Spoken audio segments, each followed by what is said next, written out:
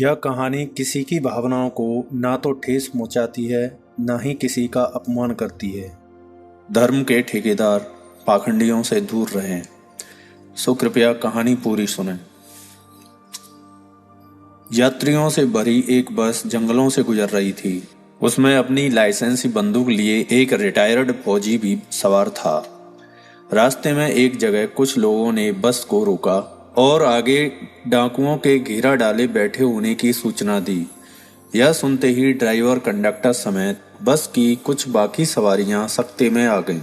सबने मिलकर वहीं रात्रि विश्राम करने का तय किया, परंतु सबका यह निर्णय उस रिटायर्ड फौजी को रास नहीं आया।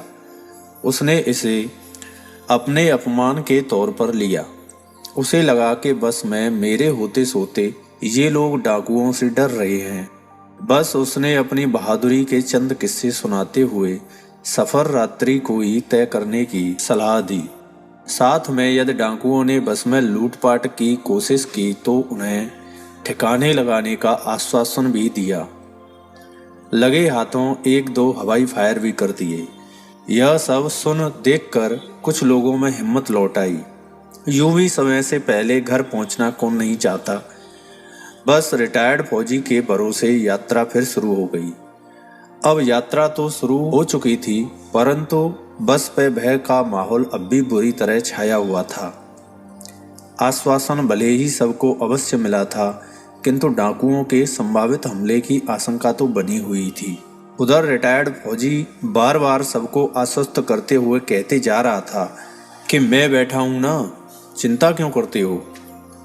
खैर, उधर कुछ देर पश्चात वास्तव में घने जंगल के मध्य डाकुओं ने बस को घेर लिया। सब कोई बुरी तरह घबरा गई। उस पर फौजी ने फिर बड़े आश्वस्त लहजे में कहा, चिंता क्यों करते हो, मैं बैठा हूं ना। अभी तो उन्होंने बस रोकी है, बस में चढ़ने की हिम्मत दिखाने दो, सबको देख लूंगा। उधर डाकू एक एक करके बस में चढ़ गए। यह देख दो तीन पैसेंजरों ने फौजी से कहा, महाराज डाकू बस में भी चढ़ गए। फौजी फिर सांत्वना देते हुए बोला, तो चिंता क्यों करते हो, मैं बैठा हूं ना। अभी बस में चढ़े हैं, लूटपाट मचाने की कोशिश की तो देख लूंगा। वहां डाकुओं ने लूटपाट भी शुरू कर दी। अब की पूरी बस चिल्ला उठी, उन्होंने लूटना शुरू कर दिया। फौजी ने फिर आश्वासन देते हुए कहा, चिंता मत करो, उन्हें खुश हो लेने दो, सामान लूटने से क्या होता है, ले जाने की हिम्मत दिखाई तो मैं किसी को नहीं छोड़ूंगा। इधर फौजी आश्वासन पे आश्वासन देता चला गया और उधर डाकू बस लूटकर चले भी गए। सारे बदहवास यात्री एक साथ उस फौजी पर झपट पड़े और बोले, वे लोग लूट का सामान लेकर शान से चले भी गए और आप आश्वासन ही देते रह गए।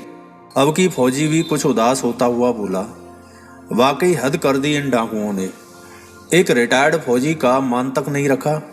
चलो कोई बात नहीं, घर तो समय से ही पहुंचेंगे। यह सुनकर सबने अपना अपना माथा पीट लिया। दोस्तों, सार इस कहानी का ये है, पूरे विश्व में चारों ओर धर्म के ठेकेदार भी यही कह रहे हैं। भगवान से सीधा संपर्क होने की बात कहकर बात बेबात आश्रय व आश्वासन बांटते रहते हैं।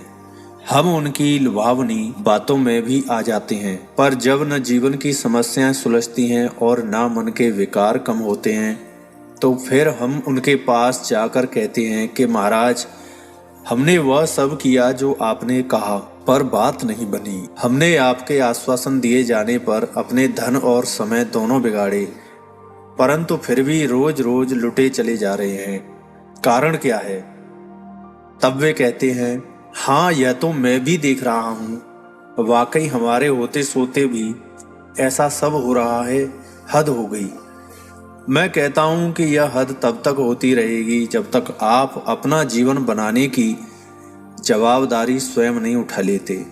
जब तक भगवान से आप स्वयं सीधे संपर्क में नहीं आ जाते, आपसे जीवन में गड़बड़ी होती रहेंगी। इतना सीधा व साफ क्यों नहीं समझते कि जो लोग आपकी दान दक्षिणा के आश्रय पर जी रहे हैं, उनके आश्रय व आश्वासनों के सहारे आप कैसे जी सकते हैं? सच कहूं तो हर मनुष्य के जीवन की राह इस एक समझ पर टिकी हुई है वीडियो अच्छी लगी हो तो लाइक कर दें और चैनल को सब्सक्राइब भी कर दें। धन्यवाद।